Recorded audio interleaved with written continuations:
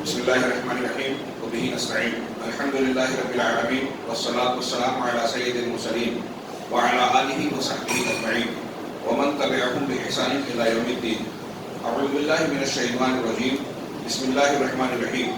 ليس البر أن تولوا وجوهكم قبل المشرق والمغرب ولكن البر من آمن بالله واليوم الآخر والملائكة والكتاب والنبيين وآتى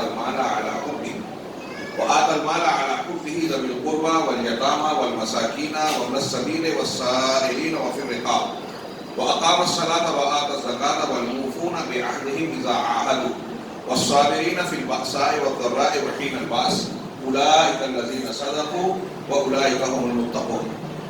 محترم بزرگوں، بھائیوں، اسلامی ماؤں اور بہنوں، کل کی مجلس میں ہم نے سورہ بقرہ کے مشتملات کا ہلکا سا سرسری سا جائزہ لیا جو پہلے جز پر مشتمل ہے. اللہ تبارک و تعالیٰ نے زمین میں خلافت سے متعلق اس میں کچھ نمونے اور کچھ تعلیمات بیان فرمائی. اس کے بعد دوسرے جز سے اگر ہم سورہ بقرہ کے مضامین پر نگاہ ڈالیں تو صاحب اول مرۃ اتدبر القرآن یہ ایک کتاب ہے. اس کے مطابق انہوں نے بڑے بہترین انداز میں سورت کے مضامین کو ذکر فرمایا ہے. چنانچہ کہتے ہیں کہ جزء ثانی یعنی دوسرا پارہ شروع ہوتا ہے تو وہ اللہ تبارک و تعالیٰ کے مقرر کردہ منہج اور دستور حیات کو بڑے مرتب انداز میں پیش کرتا ہے. یہ منہج اور دستور انتہائی بہترین مراحل مرحلہ در مرحلہ امت کے مزاج اور امت کے فائدے کے اعتبار سے بیان کیا گیا ہے. امت کا یا لوگوں کا ہر فرد کی طبیعت اور ان کے نفس کی ضرورت کے مطابق اللہ تبارک و تعالیٰ نے اس میں احکامات اور اصول ضابطے بیان کیے. عقائد بھی، احکام بھی، اخلاقیات بھی اور دوسروں سے تعلقات کے معاملات بھی. چنانچہ سب سے پہلے دوسری امتوں سے امت محمدیہ کا امتیاز ظاہر کیا کہ یہ قوم اور یہ امت دوسروں کے تابع نہیں ہے. اس کا اپنا ایک تشخص ہے، شناخت ہے، پہچان ہے. یہ دوسروں کے پیچھے چلنے والی نہیں ہے. اس ضمن میں اللہ تبارک و تعالیٰ نے کئی احکامات ہے. آیت نمبر 104 سے 106 اور 141 کا ذکر کیا. آپ جانتے ہیں اللہ تبارک و تعالیٰ نے امت محمدیہ کے لیے تحویل قبلہ کا حکم دیا جس پر بڑا اعتراض کیا گیا. یہود و نصارہ ہی نہیں، بعض دوسرے لوگوں نے بھی اس پر اعتراضات کیے. نبی کریم صلی اللہ علیہ وسلم جب مکہ میں تھے تو وہ کعبۃ اللہ کا رخ کر کے اس طرح نماز پڑھتے تھے کہ بیت المقدس کی طرف بھی رخ ہوتا. لیکن جب آپ مدینہ تشریف لے آئے تو ایک سمت میں کعبہ اور دوسری سمت میں بیت المقدس پڑتا تھا. چونکہ پچھلی شریعت کے مطابق بیت المقدس قبلے کی طرح چلا آ رہا تھا. یہود بھی بیت المقدس کو قبلہ مانتے تھے، اس کے مغربی حصے کو. نصارہ اس کے مشرقی حصے کو قبلہ مانتے تھے اور ہر ایک اپنے قبلے پر فخر کرتا تھا. اب یہاں اللہ کے رسول صلی اللہ علیہ وسلم مدینہ آنے کے بعد 16 یا 17 مہینوں تک کعبہ کی بیت المقدس کی طرف رخ کر کے نماز پڑھتے رہے جس سے کعبہ پیٹ کی طرف ہوتا. لیکن آپ کی خواہش تھی کہ کعبۃ اللہ کو قبلہ مقرر کر دیا جائے. چنانچہ سورہ بقرہ کی دوسرے جز کی شروعات میں آپ پڑھیں سیقول السفہاء ما ولاھم عن قبلتہم التی کانوا علیہا، اور پھر اس کے بعد کی آیتوں میں اللہ تبارک و تعالیٰ نے تحویل قبلہ کا حکم دیا. اور پھر اس ضمن میں جو احکامات بیان کیے وہ بڑے شاندار اور زبردست ہیں. اگر ان پر گفتگو کی جائے تو گھنٹوں کم پڑے گی کہ تم ان کے قبلے کی تو مطابقت نہیں کر سکتے، وہ تمہارے قبلے کی مطابقت ہے. اور نہ وہ تمہارے قبلے کی مطابقت کرنے والے ہیں. اور اگر آپ ان کی خواہشات کی علم اور دلیل آ جانے کے بعد پیروی کریں گے تو آپ کے لیے وعید سنائی ہے. اس میں مطلب یہ کہ اسلام آ جانے کے بعد، اسلامی تعلیمات کے مل جانے کے بعد ہمارے لیے درست نہیں ہے کہ ہم دوسروں کے طریقے پر چلیں، یہود و نصارہ کے اصولوں کی پیروی کریں. ہمارا راستہ اللہ تبارک و تعالیٰ نے جو متعین کر دیا ہے بس وہی راستہ ہے. رسول اللہ صلی اللہ علیہ وسلم کی پیروی کی جائے. تو مسلمان اپنے طور پر ہر اعتبار سے ہر معاملے میں اپنی شناخت، اپنی پہچان رکھتے ہیں. کسی بھی معاملے میں ہم دوسروں کے دستے نگر نہیں ہیں. اسی لیے اہل علم نے تمام معاملات میں کہا کہ ہمیں کسی بھی معاملے میں یہود، نصارہ، ہنود، مجوس، غیر مسلموں اور کفار کی پیروی نہیں کرنی چاہیے. یہاں تک کہ یہ جو ہم کیلنڈر وغیرہ کا استعمال کرتے ہیں اگر ضرورت اور مجبوری ہے تو الگ بات ہے. ورنہ حتی الامکان کوشش کرنا چاہیے کہ اسلامی کیلنڈر کو اختیار کیا جائے. اسی طریقے سے اس لوگوں سے تمیز اور علیحدگی میں بھی مسلمانوں کو یہ کہا گیا کہ وسطیت، درمیانی راستہ اختیار کرے، نہ افراط ہو نہ تفریط ہو. آپ کو اور ہم کو امت وسط بنایا گیا ہے. وسط کا معنی درمیان اور بیچ کا ہوتا ہے، جو افراط و تفریط سے پاک ہو، نہ غلو ہو اور نہ جفا ہو، نہ زیادتی ہو نہ کمی ہو، ہر معاملے میں توازن ہو، توسط ہو. اور ساتھ ہی ساتھ اسی توسط کی بنیاد پر جو متوسط ہوتے ہیں وہ اعلیٰ درجے کے ہوتے ہیں. تو امت محمدیہ کو توسط کی تعلیم دی گئی. اسی طرح کچھ عملی اطاعت و فرمانبرداری کے لیے عملی امتحانات پیش کیے گئے، جس میں سیقول السفہاء والی تعلیم بھی ہے. اب اس سلسلے میں جو بنیاد بتا کر امت محمدیہ کو ایک مستقل حیثیت دی گئی اور پھر سورہ بقرہ ہی میں تفصیلی احکامات بیان کیے گئے. میرے سامنے جو کتاب ہے اس میں آیت نمبر کے ساتھ، آیتوں کے اشارے کے ساتھ احکامات بیان کیے گئے. میں ان نمبرات کا ذکر نہیں کرتا ہوں، صرف یہ بتاتا ہوں کہ کون کون سے احکامات اور عنوان کے تحت سورہ بقرہ میں مضامین بیان کیے گئے ہیں. چنانچہ کہہ رہے ہیں اس میں زمین میں جتنی بھی چیزیں ہیں ان میں پاکیزہ چیزوں کو اللہ تبارک و تعالیٰ نے حلال کیا ہے، اور پھر اس سے مستثنا کیا کہ سوائے ان چیزوں کو، چند چیزوں کو جن کو اللہ نے حرام کیا. تو یہ ایک شریعت کا ایک اصول ہے. ایک اصول کے طور پر قرآن کا آپ یاد رکھیے کہ معاملات میں، کھانے پینے کی چیزوں میں اللہ تعالیٰ کی دی ہوئی ہر چیز حلال ہے. ان میں سے چیزیں حرام وہی ہیں جس کے حرام ہونے کی قرآن یا حدیث میں دلیل ہے. سب حلال ہے، اگر کسی کے حرام ہونے کی دلیل نہیں ہے تو اس کا مطلب وہ حلال ہے. تو معاملات میں یہ فقہ میں ایک علماء اصول بیان کرتے ہیں، اور یہ آیت نمبر 172-73 کے تحت انہوں نے یا ایھا الذین آمنوا کلوا من طیبات ما رزقناکم کے تحت یہ ضابطہ بیان کیا کہ سب چیزیں حلال ہیں، پاکیزہ چیزیں، سوائے اس کے جس کو اللہ نے مستثنا کیا. تو معاملات میں ہر چیز حلال ہے سوائے اس کے جس کو اللہ نے حرام کیا. عبادات اور عقائد میں ہر چیز حرام ہے. کوئی بھی عبادت کرنا حرام ہے جب تک کہ اس عبادت کے کرنے کا ہم کو حکم نہ ملے. کوئی عبادت ہم اپنے طور سے نہیں کر سکتے جب تک کہ اجازت نہ ملے. یہ بالکل الٹ ہے دونوں اصول. عبادات کرنے کا حکم ملے تب کر سکتے ہیں، ورنہ بدعت ہے، خرافات ہے، اللہ کے ہاں گناہ ہے. اور معاملات میں ہر چیز جائز ہے جب تک کہ منع کی دلیل نہ ہو. یہ ایک پہلا قاعدہ. اسی طرح قانون جنائی بیان کیا گیا، یعنی یا ایھا الذین آمنوا کتب علیکم القصاص فی القتلی. یہ قصاص کا حکم دیا گیا، یعنی کسی پر کوئی دست درازی کرتا ہے تو جو جنائی سزا، ہمارے ہاں کیا بولتے ہیں اس کو قانونی زبان میں، تعزیری اور سزا دینے والے جو قوانین ہیں، ان قوانین کا ذکر کیا گیا کہ اگر کوئی کسی کو ناحق قتل کرتا ہے تو اس کے لیے قصاص ہے. اس میں آپشنز ہیں اور تفصیلات ہیں اپنی جگہ. الحر بالحر، آزاد کو آزاد کے بدلے میں، غلام کو غلام کے بدلے میں. یہ تفصیل بیان کی گئی ہے آیت نمبر 178 اور 179 میں. اس کے بعد وصیت کی اہمیت پر تنبیہ ہے آیت نمبر 180 سے 182 تک سورہ بقرہ میں. یا ایھا کیا ہے، کتب علیکم ان ترک خیرا الوصیۃ، خیرا الوصیہ فللوالدین والاقربین. وصیت کا حکم دیا گیا. پھر ایک تعبدی تشریح ہے. آیت نمبر 183 سے لے کر 187 تک روزے کے احکامات بیان کیے گئے، جو ہم پر رمضان میں روزے فرض کیے گئے اور ہم بار بار اس کا تذکرہ ابھی ان دنوں میں کرتے رہتے ہیں. اسی طرح 190، 195 اور 20، 218، 20 سے لے کے 16 تک، 16 سے لے کر 18، 20 ان آیات میں قتال اور جنگ کے احکامات بیان کیے گئے. اس کے بعد 189 سے لے کر 196 اور پھر 203 ان آیتوں میں حج کے احکامات بیان کیے گئے. پھر اس کے بعد جو ہے مختلف آیات میں خاندانی نظام، آپ کا گھر کیسے چلے، اس کے احکامات. چنانچہ نکاح کے احکامات، لا تنکحوا المشرکات حتی یؤمنن، مشرک عورتوں سے شادی نہ کرو یہاں تک کہ وہ ایمان لے آئیں. اور ایک اللہ نے آگے فرمایا کہ ایک مومنہ لونڈی، اگر لونڈی بھی ہے مومنہ تو وہ مشرکہ عورت سے بہتر ہے، چاہے تم کو اچھی لگے.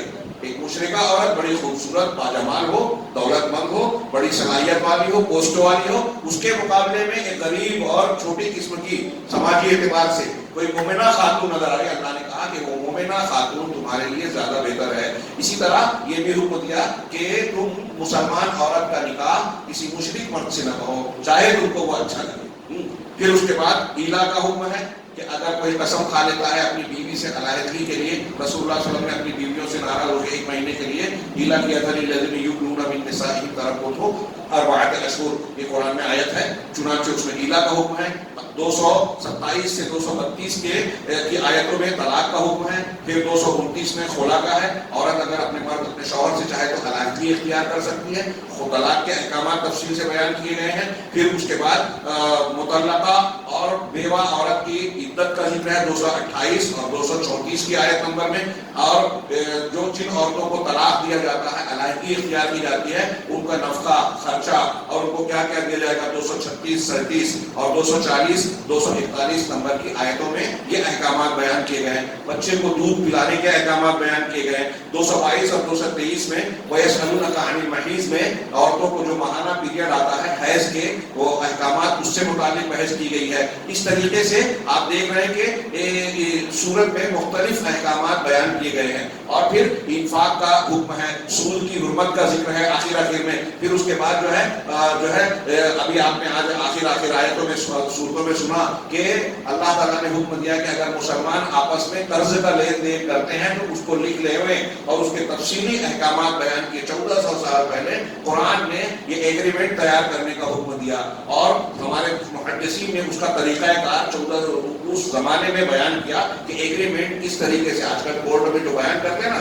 کہ میں فلاں ابن فلاں پورے ہوش و حواس میں بغیر کسی دباؤ کے آپ نسائی سنن نسائی وغیرہ دیکھیں محدثین نے یہ طریقہ اس وقت بیان کیا ہے. اس طریقے سے کہہ رہے ہیں کہ غور کرتے جائیے یہ سورت انتہائی عمدہ طریقے سے تدریجی طور پر مختلف احکامات بیان کرتی ہے. چنانچہ سب سے پہلے تحقیق التمیز، ایک مسلمان امت دوسروں سے الگ ہو جائے اس کو مقرر کیا. فوال وجہ کا شطر مسجد الحرام، آپ مسجد حرام کی طرف رک کر کے نماز پڑھیے اس قبلے کو چھوڑ دیجیے. اور اس میں توازن ان صفا والمروہ من شعائر اللہ فمن حج البیت اس کے ضمن میں. پھر اس کے بعد جو ہے الاتجاہ لیس کل شیء کہ نماز میں صرف رک کرنا ہر چیز نہیں ہے. ہم اس آیت کی تھوڑی سی تفسیر آگے تھوڑی سی تفسیر پڑھیں گے انشاءاللہ آخر میں. اس کے بعد لیس البر والی آیت سے یہ استدلال کیا.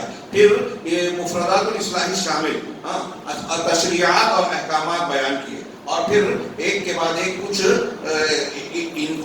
انفرادی قسم کی اصلاحات اور تشریعات اور احکامات بیان کیے گئے. یہاں ضمن میں ایک سوال اٹھایا کہ اللہ تعالیٰ نے عبادات اور احکامات دنیا کی زندگی کے معاملات دونوں کو مکس کر کے کیوں بیان کیا. تو اس کا جواب دیا کہ یہ سارے کے سارے زندگی کے مختلف شعبے ہیں اور یہ ایک دوسرے سے جڑے ہوئے ہیں. ایک بندہ جب عبادت میں ٹھیک ٹھاک ہوگا تو معاملات میں ٹھیک ٹھاک ہوگا. اگر ایک جگہ خرابی ہے تو اس کا مطلب دوسری جگہ بھی کمی ہے.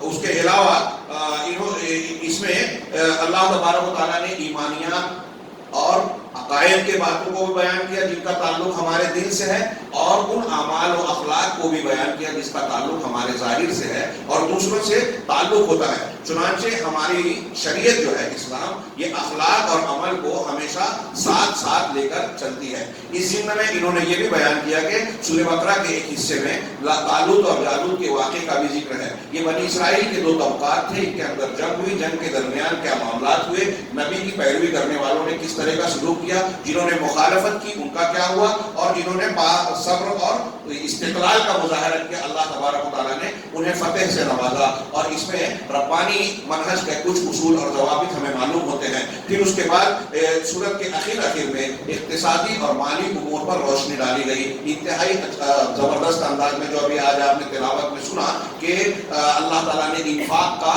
اللہ کے راستے میں خرچ کرنے کا حکم دیا ہے. جو مالدار ہے طاقتور ہے وہ غریبوں پر خرچ کریں. کس طریقے سے اس کے آداب بتائیں کہ خرچ کریں تو لوگوں پر احسان نہ جتائیں, لوگوں کو ستائیں نہیں, اور جب احسان جتا کر اپنے صدقات اور خیرات کو جو ہے ضائع نہ کریں. اور پھر اس کے بعد جو ہے یہ بھی بتایا کہ خرچ کرنا ہے تو آپ کو لوگوں کو تلاش کر کے حقداروں کو دینا ہے. کچھ ایسے لوگ ہوتے ہیں جو ضرورت مند تو ہیں لیکن لوگوں کے سامنے اپنی پاکدامنی کے خیال سے ہاتھ پھیلاتے ہوئے نہیں پھرتے، لوگوں سے مانگتے نہیں ہیں. تعرفہم بسیماہم، تم ان کی علامتوں سے ان کے پہچانو گے. ایسے لوگوں کو پہچان کر ان کو خرچ کرنا ہے. ایک طرف انفاق کا حکم دیا، دوسری طرف سود کو حرام کیا، اور یہ بتایا کہ اب بھی جو سود کے لین دین کو نہیں ترک کرتے وہ اللہ اور اس کے رسول سے جنگ کا اعلان کر دیں. اللہ تبارک و تعالیٰ اگر کسی چیز کو حرام کرتا ہے تو اس کا بدل پیش کرتا ہے. لوگ پوچھتے ہیں کہ اگر سودی قرضہ نہ ملے تو پھر ہم کام کیسے چلائیں، اگر ضرورت پیش آتی ہے گھر میں آپریشن کی، کسی اور کام کی، تو اللہ تبارک و تعالیٰ نے پھر قرض کے لین دین کی جائز شکل بتائی. اور پھر ایک دم آخر میں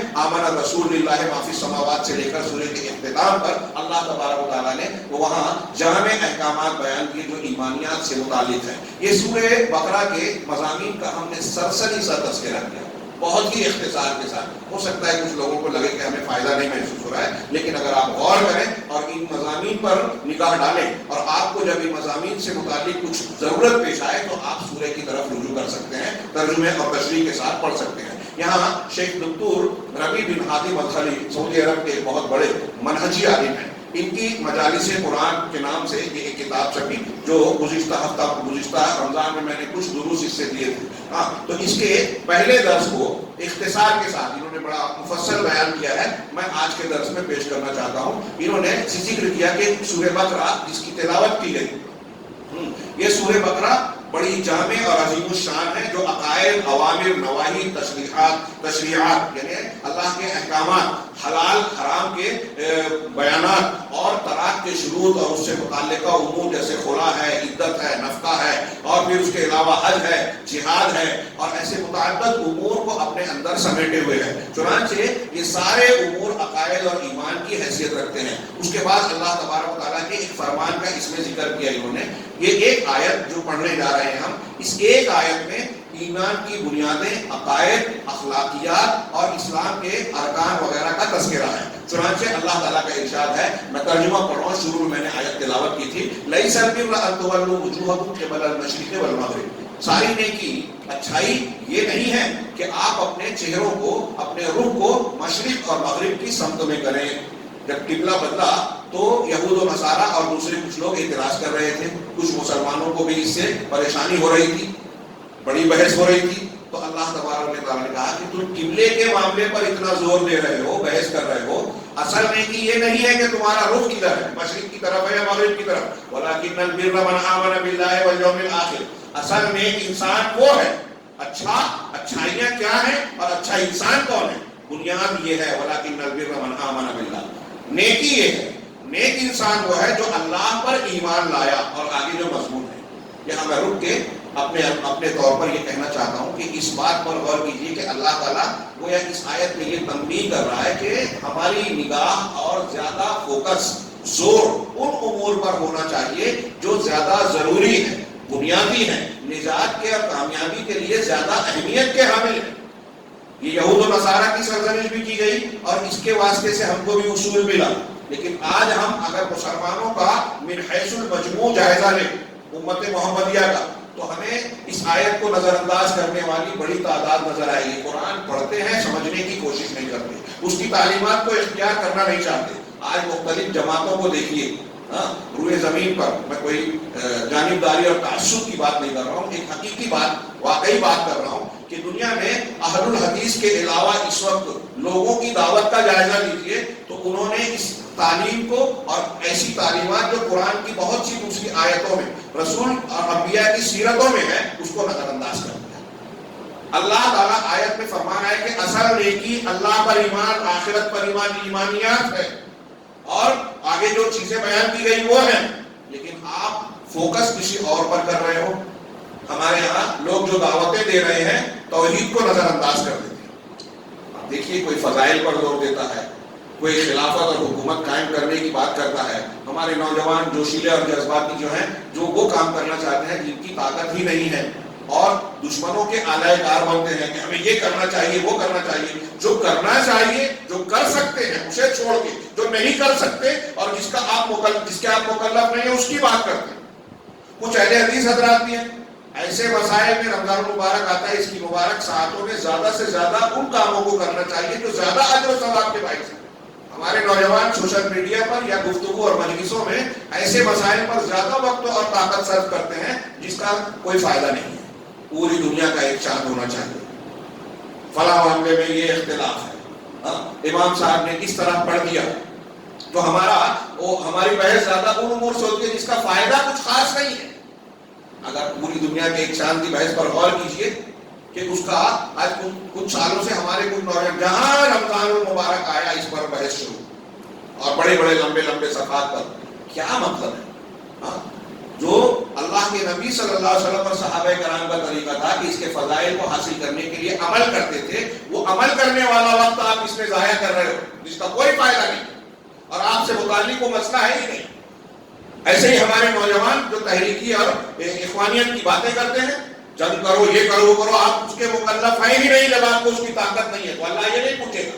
اور جو آپ کر سکتے ہو، شرک سے لڑ سکتے ہو، ایمان پر محنت کر سکتے ہو، وہ کرنا چاہتے ہی نہیں ہو.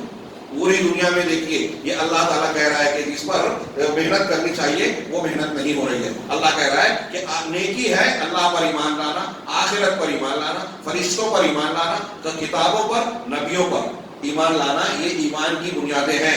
وَآتَى الْمَالَ عَلَىٰ حُبِّهِ ذَوِي الْقُرْبَىٰ، اور نیک انسان کون ہے؟ جو مال کی محبت کے باوجود رشتہ داروں پر، قرابت داروں پر خرچ کرتا ہے، ان کو دیتا ہے. یتیموں، مسکینوں، ابن السبیل یعنی مسافروں، والسائلین سوال کرنے والوں، وفی الرقاب اور غلاموں کو گردن کو آزاد کرنے میں خرچ کرتا ہے. وَأَقَامَ الصَّلَاةَ نماز قائم کرتا ہے. وَآتَى الزَّكَاةَ نماز کی پابندی کرتا ہے، زکات کی ادائیگی کرتا ہے. وَالْمُوفُونَ بِعَهْدِهِمْ إِذَا عَاهَدُوا، دیکھیے یہ نماز اور زکات ارکان ایمان میں سے آ گئے. اس سے پہلے ایمان کی باتیں تھی، اب جو آگے بیان کر رہے ہیں یہ اخلاقیات ہیں.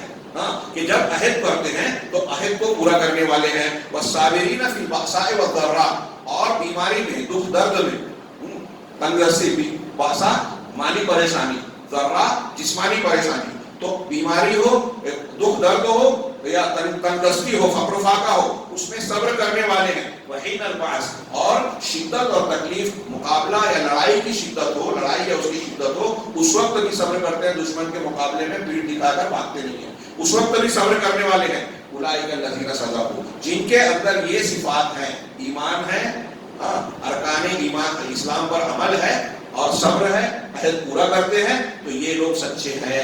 باقی جو اپنے آپ کو کچھ بھی کہہ رہے ہیں، بڑے بڑے جنتی ہونے کے دعوے کر رہے ہیں، تو وہ سچے نہیں ہیں. قرآن کہہ رہا ہے کہ یہ لوگ سچے ہیں. وَأُولَئِكَ هُمُ الْمُتَّقُونَ، اور یہی لوگ متقی ہیں. اور جب یہ متقی ہیں تو قرآن انہی کے لیے فائدہ مند ہے، ہدی للمتقین. شیخ نے ان آیت کا ذکر کرنے کے بعد کہا کہ اس آیت میں ایمان جو اعمال قلوب سے متعلق ہے اس کا بھی ذکر ہے، عقائد کا تذکرہ ہے، اور اعضاء و جوارح سے جو ظاہری اعمال کیے جاتے ہیں اس کا بھی ذکر ہے. اور اس بات کا بیان ہے کہ ایمان جو ہے، گویا اس سے یہ معلوم ہوتا ہے کہ ایمان قول، عمل اور اعتقاد تینوں چیزوں کا مجموعہ ہے. اہل سنت والجماعت یہ مانتے ہیں کہ ایمان زبان کا اقرار، دل کا یقین اور اس کے تقاضوں پر اپنے اعضاء و جوارح سے عمل کرنا، ان تینوں چیزوں کے ملنے سے ایمان بنتا ہے. دل کی تصدیق نہیں ہے، کوئی زبان سے اپنے آپ کو مسلمان کہے تو وہ منافق ہے. اگر دل میں مان رہا ہے جیسے ابو طالب تھے، لیکن زبان سے اقرار نہیں کیا تو وہ کافر ہے. زبان سے مان رہے ہیں اور دل میں اقرار کر رہے ہیں لیکن اس پر عمل نہیں کر رہے ہیں تو وہ فاسق و فاجر ہے.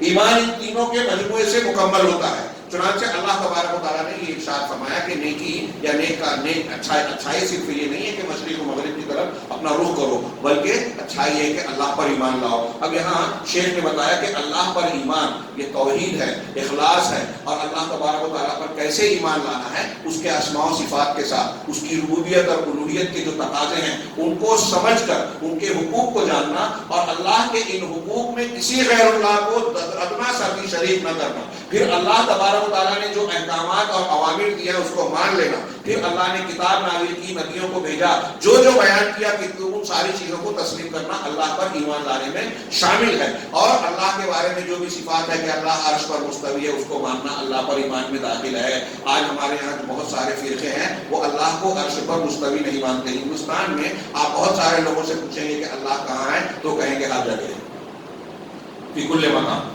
کہ اہل تصوف کا گمراہ عقیدہ ہے. ہندوؤں کا عقیدہ ہے ہر جگہ اللہ ہے، ہر چیز میں اللہ ہے، ہر جگہ بھگوان ہے. وہ جو کہتے ہیں کہ یہ تو وحدت الوجود عقیدہ، اللہ تعالیٰ صحیح عقیدہ کیا ہے کہ اللہ تعالیٰ اپنی ذات کے ساتھ عرش پر مستوی ہے. اس کی 1000 سے زیادہ دلیلیں ہیں. میں ہوائی بات نہیں کر رہا ہوں، علماء کا قول ہے یہ، اور دلیلیں ہم لوگ عقیدے میں پڑھاتے ہیں. عرش پر مستوی ہے ذات کے ساتھ. ہر جگہ کیسے ہے؟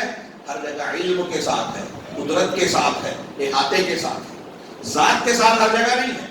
ہر جگہ گندی جگہ، اچھی جگہ، ہمارے جسم میں، بدھ میں. یہ ہمارے مفتی صاحب دیوبند کے، ان سے ناگڑ میں ایک صاحب نے پوچھا کہ بھائی ہمارے مفتی صاحب نے یہ کہا کہ ہندو مذہب کے لوگ مورتی پوجا کرتے ہیں، تو مورتی میں بھی اللہ ہے. جب ہر جگہ اللہ ہے تو مورتی میں بھی اللہ ہے، تو مورتی پوجا کرنے والا بھی اللہ کی پوجا کر رہا ہے. تو انہوں نے کہا ہاں صحیح بات ہے، انتہائی غلط بات ہے، شرک کی بات ہے، گمراہی کی بات ہے یہ جو ہم پڑھ رہے ہیں. سوچئے تھوڑی دیر کے لیے کہ ایک مفتی صاحب کہہ رہے ہیں اور اسٹیج پر بلا کے اس کی گلی بائی کی. حیرت زدہ رہ گیا میں، یہ کون سا دین پڑھتے ہیں؟ ہم کسی پر طنز تاریخ نہیں کرتے. اللہ کے رسول کا امت سے جھگڑا کیا تھا، مکہ والوں سے جھگڑا کیا تھا؟ یہی توحید کا جھگڑا، شرک کا جھگڑا. اللہ کے رسول صلی اللہ علیہ وسلم کے اخلاق میں کوئی کمی تھی؟ ہم آپ سے بہتر اخلاق والے ہو سکتے ہیں، کوئی آپ کے برابر کوئی ہو سکتا ہے؟ وہ صادق و امین کہنے والے جب آپ نے توحید پیش کی تو آپ کے دشمن بن گئے. یہ ہم اور آپ سمجھنے کے لیے تیار ہی نہیں کہ یہ کتنی اہم بات ہے. جھگڑا توحید اور شرک کا تھا تمام انبیاء کا ان کی قوموں سے. اور یہاں ہم مصالحت کر رہے ہیں، جو مورتی پوجا کر رہے ہیں ہم کہہ رہے ہیں کہ صحیح کر رہا ہے، یا اس کے اندر اللہ تعالیٰ موجود ہے. انا للہ و انا الیہ راجعون. یہ انتہائی بدبختی کی اور جہالت کی بات ہے. قرآن پڑھ کے بھی قرآن سے کی مخالفت کرنے والی بات ہے. قرآن آپ اور ہم پڑھ رہے ہیں تو میں نے کہا اس سے پہلے بات بھی کہ قرآن کا حق ہے کہ اس کو پڑھنا، اس کو سمجھنا اور پھر اس کے معنی اور مطلب کو اپنے عقیدے اور عمل میں اختیار کرنا، یہ اس کا حق ہے. اگر آپ نے ایسا نہیں کیا، صرف پڑھ لیا اور اس کے خلاف کر رہے ہیں. اب دیکھیے نا مزاروں پر شرک کے اڈوں پر اوپر جھنڈا لگا ہے لا الہ الا اللہ. آپ اکثر مزاروں پہ جائیں دیکھیں تو جھنڈے پہ لکھا ہے لا الہ الا اللہ. ہم نیچے قبروں کا طواف ہو رہا ہے، سجدہ ہو رہا ہے، قربانیاں ہو رہی ہے، اس کے نام کی نظر و نیاز مانی جا رہی ہے. کھلا کھلا شرک ہو رہا ہے. کوئی مانے یا نہ مانے کھلا شرک ہے. ہمارے ایک استاذ کہتے تھے کہ ابلیس اس منظر کو دیکھ کر اللہ سے کہتا ہوگا کہ دیکھ، اللہ تعالیٰ کو کہتا ہوگا رب العالمین دیکھ، یہاں سائن بورڈ تو لا الہ الا اللہ کا تیرا لگا ہے، لیکن اس دکان کا بورڈ تو تیرا لگا ہے، لیکن کاروبار میرا چل رہا ہے. کتنا بڑا مذاق ہے کہ کلمہ توحید لکھ کے معاملات پورے شرکیہ ہو رہے ہیں نیچے. تو ایسا ہی معاملہ ہے کہ ہم یہ کہیں وحدت الوجودی بات، ہم کو دنیا کو یہ بتانا ہے اور یہ علم حاصل کرنا ہے. قرآن رمضان المبارک میں نازل ہوا، یہ رمضان ہم کو متقی بناتا ہے تاکہ ہم قرآن سے فائدہ اٹھانے والے بنے. تو اس میں بنیادی تعلیم یہ ہے کہ اللہ تبارک و تعالیٰ کا علم اور اللہ پر ایمان کیسے لانا ہے اس کو سیکھیں. اور اس میں یہ جو میں نے اللہ کے عرش پر مستوی ہونا، سمیع قدیر ہونا، اللہ کے اسماء و صفات کی جو تفصیلات ہیں اس کو ویسے ہی ماننا جیسے اللہ کے رسول صلی اللہ علیہ وسلم نے بتایا. صحابہ نے مانا. اللہ کے رسول صلی اللہ علیہ وسلم نے خیانت نہیں کی کہ آپ نے قرآن نازل ہوا لوگوں کو سمجھایا، اس کے 100 سال بعد کچھ فرقے کے لوگ پیدا ہوتے اور کہتے ہیں کہ قرآن میں یہ لفظ ہے، اس کا یہ مطلب نہیں بلکہ یہ مطلب ہے. اللہ کے رسول نے نہیں بتایا، آپ بتاؤ گے 100 سال کے بعد بتاؤ گے. جہمیہ، قدریہ، اشاعرہ، ماتریدیہ، کلابیہ، خوارج، روافض، یہ مختلف گمراہ فرقے ایمانیات کے بارے میں ایسی چیزیں بیان کرتے ہیں جو اللہ کے رسول نے بتایا ہی نہیں، یا جو بتایا اس کے خلاف جاتے ہیں. یہ خوارج ابھی ہم آگے دیکھیں گے کہ خارجی یہ کہتے ہیں کہ ابھی ہم نے ایمان کی بات کی نا، اگر خارجی یہ کہتے ہیں کہ کسی نے گناہ کبیرہ کیا تو وہ اسلام سے خارج ہو گیا، کافر ہو گیا. آج ہمارے نوجوان عالم اسلام میں سید قطب صاحب اللہ تعالیٰ ان کو معاف فرمائے، سید قطب رحمہ اللہ، مولانا ابوالعلا مودودی رحمہ اللہ، ان لوگوں کی تحریرات کی بنیاد پر یہ کہتے ہیں کہ اگر کسی شخص نے کسی دوسرے قانون کو مان لیا، اسلام سے خارج ہو گیا، فلاں اس ووٹ دیا خارج ہو گیا، وہ کافر ہو گیا، مرتد ہو گیا، اس کو گولی مار سکتے ہیں، اس کے یہاں جا کے دھماکہ کر سکتے ہیں. شدت پسندی کی یہ تعلیم خارجیت سے آئی. یہ وہی تھے حضرت علی رضی اللہ تعالیٰ عنہ کو انہوں نے قتل کیا کہ حضرت علی کافر ہو گئے. تھوڑی دیر کے لیے سوچئے حضرت علی رضی اللہ تعالیٰ عنہ کا کیا مقام ہے. اہل بیت میں سے ان کی فضیلت میں کتنی حدیث ہے، ان کے جنتی ہونے کی کتنی دلیل ہے، لیکن یہ خارجی کہتے ہیں کہ وہ کافر ہو گئے. کیوں؟ اس لیے کہ انہوں نے حکم بنا لیا تھا عباس صحابہ کو، امیر معاویہ اور ان کے درمیان فیصلہ کرنے کے لیے انہوں نے ایک حکم بنایا، انہوں نے ایک حکم بنایا تو اللہ کو چھوڑ کے حکم بنا لیا. ایسے کہتے ہیں کہ اللہ کو چھوڑ کے آپ نے جو ہے کیا ہے قانون دوسرا مان لیا تو آپ کافر ہو گئے. ہمارے یہاں میں اکثر سوال کرتا ہوں کہ ہم میں سے کوئی شخص جب اسمبلی یا ممبر پارلیمنٹ کا ووٹ دیتا ہے تو کسی کا عقیدہ کوئی ایسا مسلمان جو جاہل بھی ہو کیا یہ مانتا ہے کہ ممبران پارلیمنٹ جو قانون بناتے ہیں، اسمبلی میں جو قانون بنتا ہے، ہم اس قانون کو اللہ کے اور رسول کے قانون کی طرح مانتے ہیں؟ کوئی مسلمان ہے ایسا؟ اللہ کے قانون کے مقابلے میں کسی کا قانون ماننا شرک ہے، یہ بالکل صحیح ہے، لیکن ان کے قوانین کو کیا ہم ایسا مانتے ہیں یا ووٹ اس عقیدے سے دیتے ہیں کہ یہ قانون ساز ہے، شریعت ساز ہے؟ یہ کہیں گے گائے بیل مت کھاؤ تو ہم اس کو حرام مان لیں گے اللہ کی طرح؟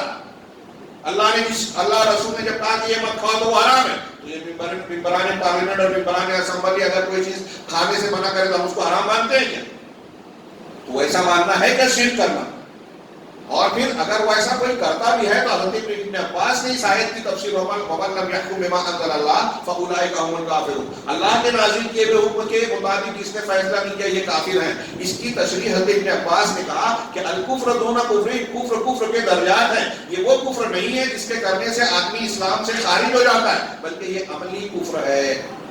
یہ چیزیں سمجھنے کی ضرورت ہے، یہ ایمان ہے جو ہم پڑھ رہے ہیں، جو میں بیان کرنا چاہتا ہوں کہ اصل نیکی یہ ہے کہ اللہ پر ایمان لایا جائے، ایمان کو سمجھا جائے۔ ہمارے یہاں لوگ بڑی بڑی باتیں کرتے ہیں، تحریکیں چلا رہے ہیں اور ایمان کو نہیں سمجھا ہے، جو اللہ کہہ رہا ہے کہ اصل نیکی یہ ہے۔ کامیاب ہونے کے لیے یہ بنیادیں ضروری ہے، اس کو اختیار کیے بغیر کوئی آدمی سچا اور متقی نہیں ہو سکتا۔ آیت کے آخر میں کہا نا کہ یہی لوگ سچے ہیں اور یہی متقی ہیں، تو آپ متقی نہیں ہو سکتے اگر ان چیزوں کو صحیح ڈھنگ سے سمجھا اور مانا نہیں۔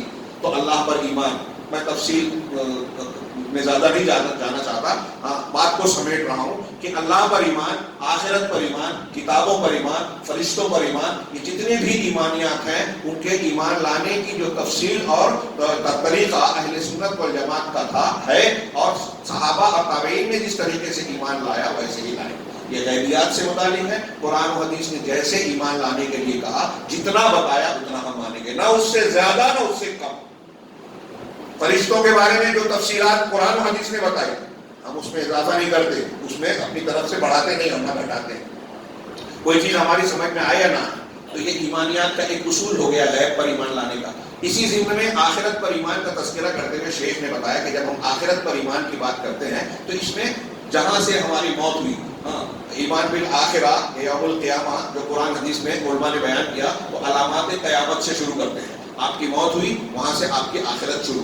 اب برزخ میں گئے، وہاں سے کیا معاملہ ہوا، قبر کے اور برزخی زندگی، یہ آخرت میں ہمارے لیے آخرت شروع ہو گئی۔ اب اس کے بعد پھر دوبارہ زندہ کیا جانا، میدان محشر میں اٹھنا۔ قرآن حدیث نے ان کی جو تفصیلات بیان کی ہیں کہ وہاں میزان ہوگا، وہاں اس طرح سے سوال جواب ہوگا، شفاعت کا معاملہ ہوگا، مقام محمود ہوگا، حوض کوثر ہوگا، اعمال کا وزن ہوگا اور پورے صراط سے گزرنا ہوگا۔ یہ ساری چیزیں آخرت پر ایمان میں، اور پھر جنت اور جہنم۔ جہنم اللہ تعالیٰ کا اعدت للکافرین، یہ کافروں کے لیے تیار کی، جس کا ایندھن انسان اور پتھر ہے۔ ابھی ہم نے سورہ بقرہ میں سنا تھا ایک دو روز پہلے، اعدت للکافرین، کافروں کے لیے۔ شیخ نے اس کا ذکر کیا کہ یہ جہنم کافروں اور مشرکوں کے لیے ہے، لیکن ایک بہت اہم بات کہ یہ جہنم کافروں اور مشرکوں کے لیے ہے، لیکن اس جہنم میں داخل ہونے میں کافروں اور مشرکوں کے ساتھ اس امت کے اہل بدعت بھی شریک ہوں گے۔ جو اہل بدعت ہیں، جو رسول کے طریقے سے ہٹ گئے، چاہے اپنے آپ کو مسلمان کہہ رہے ہیں، یہ ہم نہیں کہہ رہے ہیں۔ شیخ نے یہ بات کہتے ہوئے وہی حدیث نقل کی جو آپ بار بار سنتے ہیں کہ اللہ کے رسول صلی اللہ علیہ وسلم نے فرمایا ستفترق امتی الی 73 فرقہ، کہ میری امت 73 فرقوں میں تقسیم ہو جائے گی۔ یہود نصارہ 72 میں بٹے، میری امت 73 فرقوں میں بٹے گی۔